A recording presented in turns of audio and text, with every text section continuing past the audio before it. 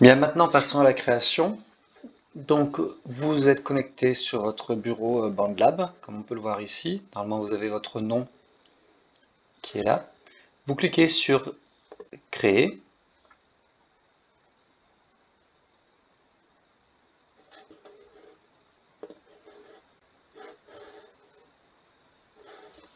Alors, ça prend un petit peu de temps. Ça, on le ferme pour l'instant.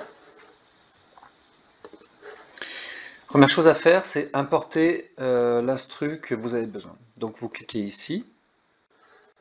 Vous allez chercher l'instru. Donc ici, pour l'exemple, je prends Slam 1. Ouvrir. Donc, il va s'importer. Il apparaît ici.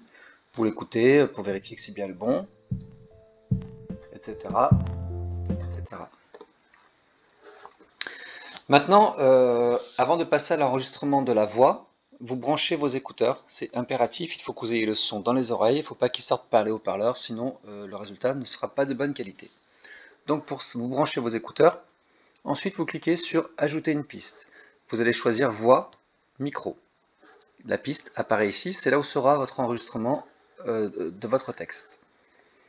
En bas à gauche, vous avez Source, vous l'ouvrez, et comme vous pouvez le voir, c'est la page qui permet de configurer les réglages de votre micro. Donc pour être sûr que le micro fonctionne, il faut que ça bouge ici. Si ça bouge trop bas, c'est que vous êtes trop loin. Si ça bouge trop en haut dans le rouge, c'est que c'est pas bon, vous êtes trop près. Donc soit vous baissez un petit peu ici, soit vous vous reculez par rapport à votre micro. Il ne faut pas que ce soit tout le temps dans le rouge, sinon le son ne sera pas de bonne qualité. Donc là c'est bon, vous pouvez fermer, et vous êtes prêt à enregistrer.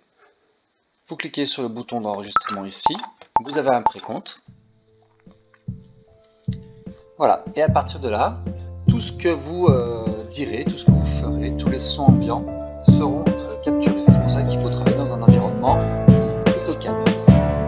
On va considérer que vous avez terminé votre enregistrement. Donc on stop ici. On voit bien qu'il y a une fréquence qui apparaît. Ça, on peut le bouger comme on le souhaite et le mettre où on veut. Vous réécoutez votre travail. Si vous n'êtes pas satisfait, vous recommencez.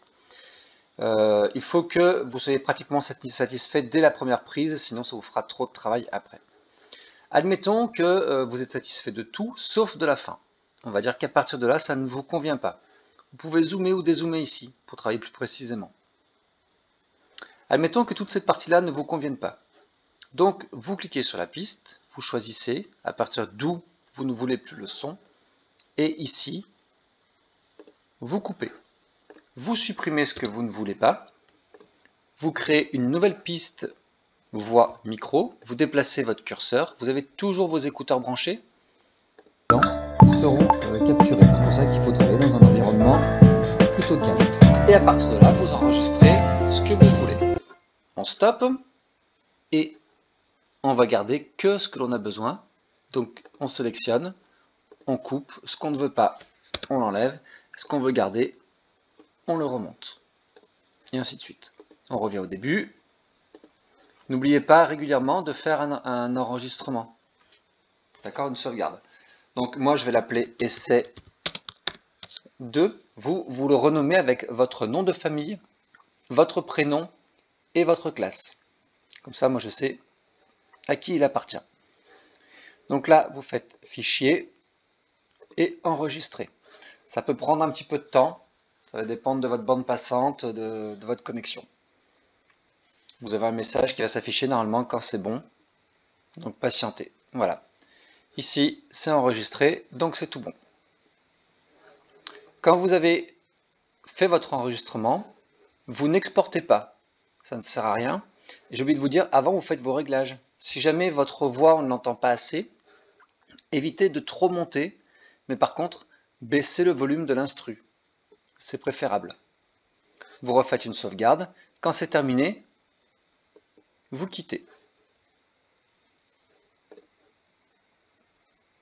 Quand vous quittez, vous revenez à votre bureau ici, à l'accueil. Vous avez le son que vous avez fait, que vous pouvez réécouter, avec son nom, etc., etc. Vous ne publiez pas, ça ne sert à rien. Si vous voulez refaire des modifications sur les volumes, etc., vous faites Mix Editor et ça vous ouvre le projet. Là, moi, ce qui m'intéresse, vous allez plutôt cliquer sur partager, partager le lien privé, copier, et le lien que vous venez de copier dans Pronote, dans une discussion que vous ouvrez avec moi, vous m'envoyez la copie de ce lien. Comme ça, moi, quand je clique dessus, j'ai accès à votre travail directement sur BandLab et ça me permet de l'évaluer et de vous dire ce que vous devez modifier. Voilà, s'il y a des choses que vous n'avez pas compris, vous n'hésitez pas, vous m'envoyez un petit message sur Pronote. Bon courage à tous!